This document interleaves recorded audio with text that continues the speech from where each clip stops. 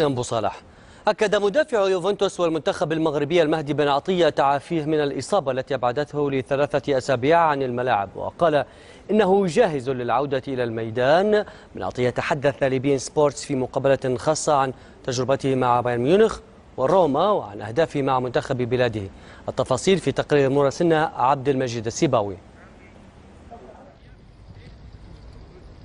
بن عطية يعود من جديد إلى التدرب مع فريق البيانكونيري بعد الإصابة التي تعرض لها في مواجهة سانسيرو ضد فريق الإنتر، إصابة غيبته عن الملاعب منذ 18 من شهر سبتمبر الماضي.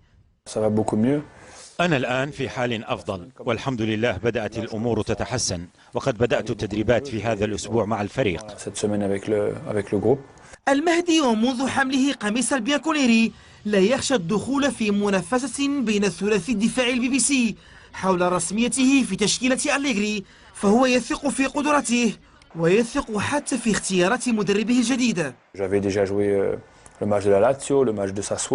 لقد لعبت مباراة لاتسيو وساسولو ولعبت بداية مباراة الإنتر كذلك، وهذا يدخل في إطار تناوب فيما بيننا، والمدرب من يحكم على من سيلعب بعد الحصص التدريبية. تجربة غير إيجابية مع الفريق البافاري بايرن ميونخ، والمهدي لا يحمل المسؤولية في هذا الإطار إلى مدربه السابق غوارديولا. هناك من انتقد بيب غوارديولا، وأرى أنه لم يكن السبب في ذلك، فقد كنت مصابا، لذلك لا يمكنه أن يعتمد علي، وهذا ما قلته دائما بخصوص هذا المدرب الذي تلقى انتقادات غير عادلة. لكن حديثه عن تجربته مع روما كان بنبرة مختلفة تخللتها خيبة الأمل. كنا متفقين أنا ونادي روما، والكل كان يعلم بأنني كنت أرغب في البقاء، وأنا لا أعلم لماذا غير النادي رأيه بخصوص بقائي فيه. أسود الأطلس يعولون على بن عطية كثيرا في تصفية كأس العالم، خصوصا في المباراة المقبلة ضد المنتخب الإيفواري.